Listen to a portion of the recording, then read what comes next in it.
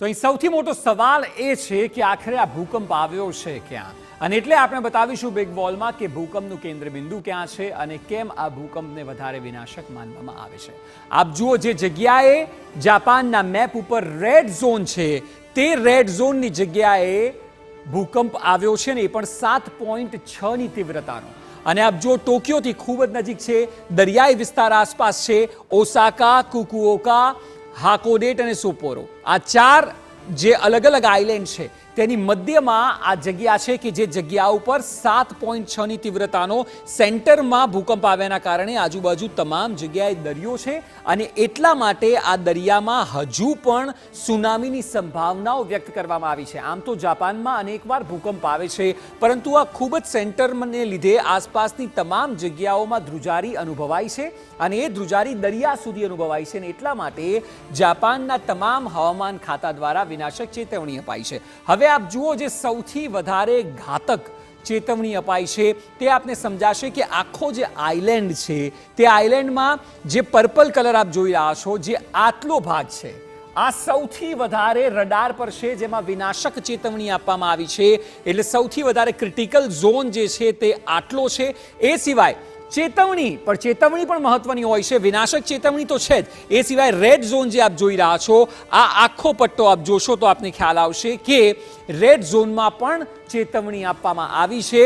અને ત્યારબાદ જે યલો ઝોન છે, જે અહીંથી શરૂ થઈને ત્યાં સુધી આપ જોઈ શકો છો, તે યલો ઝોનના પટ્ટામાં ગાઈડલાઈન જાહેર કરાઈ છે કે કોઈ પણ લોકોએ જે રહેણાંક વિસ્તારમાં છે તેમણે કેટલું સાચવવું.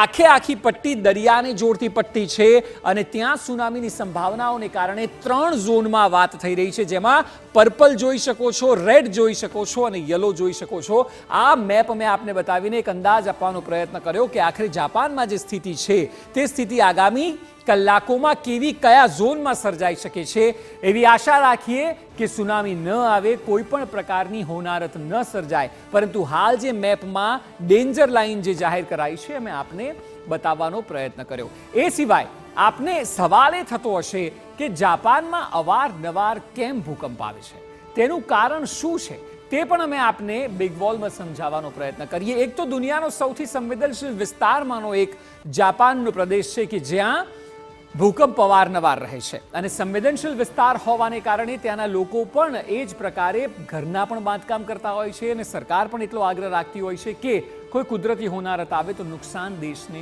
ઓછું થાય. આપ જુઓ, 2 ટેક્ટોનિક પ્લેટના જંકશનની ખૂબ જ નજીક જાપાનનો પાર્ટ છે. આ ટેક્ટોનિક પ્લેટ શું છે અને કઈ રીતે જાપાનને અસર કરે છે તે પણ અમે આપણને આગળની સ્લાઇડમાં બતાવીશું. એટલે ટેક્ટોનિક પ્લેટ સિવાય આપ જુઓ, ઇશિકાવા, જેનો મેપ અમે આપને થોડા સમય પહેલા બતાવ્યો કે જ્યાં ભૂકંપ આવ્યો તે રિંગ ઓફ ફાયરની ખૂબ જ નજીક છે. આ રિંગ ઓફ ફાયર શું છે એ પણ આપને સમજાવીશું, પરંતુ આ ઝોન જે છે તે હંમેશાથી એક રીતે ડેન્જર ઝોન રહે છે. રિંગ ઓફ ફાયરમાં કોન્ટિનેન્ટલ પ્લેટો અને ઓશિયનિક ટેક્ટોનિક પ્લેટ આ બંને આવેલી છે. એટલે 2 પ્લેટો એક સાથે આવવાને કારણે રિંગ ઓફ ફાયર હંમેશાથી જોખમ સર્જતું હોય છે અને જ્યાં જાપાનનું લોકેશન જિયોગ્રાફિકલી છે, આ પ્લેટો એકબીજા સાથે અથડાય છે અને અવારનવાર અથડાય છે અને એને જ કારણે જાપાન અને તેની આસપાસના વિસ્તારમાં ભૂકંપ સર્જાતો હોય છે. અને આ ભૂકંપની તીવ્રતા 4 થી લઈને 9 સુધી, 9.1 સુધી 2011માં તો જોવા મળી હતી અને તબાહી મચી ગઈ હતી. અને આ ભૂકંપ જો વધી જાય, એટલે માત્રા વધે, માત્રાનો ગ્રાફ પણ આપણે બતાવીશું, તે રિક્ટર સ્કેલ પર હાઈ હોય તો તેની અસરને કારણે આસપાસ સમુદ્ર છે એટલે દરિયામાં પણ ભૂકંપ આવે અને સુનામી સર્જાય છે. વિશ્વના 90% ભૂકંપ આ રિંગ ઓફ ફાયરમાં આવે છે. આપ કલ્પના કરો કે કેટલો સેન્સિટિવ વિસ્તાર છે. આ રિંગ ઓફ ફાયરમાં દુનિયામાં જેટલા ભૂકંપ આવ્યા છે તેના 90% ભૂકંપ આ વિસ્તારમાં રહે છે.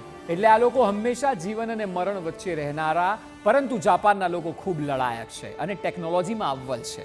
આ વિસ્તાર જે છે તે 40,000 કિલોમીટરમાં ફેલાયેલો છે. આખો વિસ્તાર જાપાન નહીં, પરંતુ એ સિવાય પણ જે રિંગ ઓફ ફાયરનો વિસ્તાર છે તેની વાત થઈ રહી છે. વિશ્વના તમામ સક્રિય જ્વાળામુખીમાંથી 75% જ્વાળામુખી, એટલે ન માત્ર ભૂકંપ અને સુનામી પરંતુ જ્વાળામુખીનું જોખમ પણ સૌથી વધારે રિંગ ઓફ ફાયર એરિયામાં, કે જે વિશ્વના 90% ભૂકંપ સર્જે છે તેમાં રહે છે. હવે એ સિવાય આપને બતાવીએ છીએ જે આંકડો મેં તમને કહ્યો, જો 1 થી 3 રિક્ટર સ્કેલ પર ભૂકંપ આવે તો હલકી સામાન્ય અસર થાય છે, ઘણા લોકોને તે અનુભવાતો પણ નથી. જો ભૂકંપ 4 થી લઈને 4.9ની રિક્ટર સ્કેલ પર આવે તો શું થાય? ખૂબ જ આસાન ભાષામાં આપણે સમજાવી રહ્યા છે કે આપની ઘરની બારીના કાચ તૂટી શકે છે. આ તીવ્રતા એ કાચ તોડી શકે છે તેવી તીવ્રતા હોય છે. ત્યારબાદ જો તેનાથી વધુ ભૂકંપ આવ્યો, એટલે કે 5 થી 5.9 રિક્ટર સ્કેલ આવ્યો, તો ઘરમાં તિરાડો પડવાની શરૂ થાય છે. આ માત્ર આપના નોલેજ માટે. 4 થી 4.9માં કાચ તૂટે, 5 થી 5.9માં ઘરમાં તિરાડ પડવાની શરૂઆત થાય છે. ત્યારબાદ જો ભૂકંપ વધે, એટલે કે 6 થી લઈને 6.9 સુધીના રિક્ટર સ્કેલ પર હોય, તો જે ઉપરના માળ છે, અમદાવાદમાં અને ગુજરાતમાં પણ આપ જોશો હાઈ-રાઇઝ બિલ્ડિંગો બનવા લાગી છે, એટલે ઉપરના જેટલા માળ છે તેને નુકસાન થવાનું ચાલુ થઈ જાય છે. 7 થી લઈને 7.9 રિક્ટર સ્કેલ પર ઇમારતો ધરાશાયી થઈ જાય છે અને આવું થયેલું છે.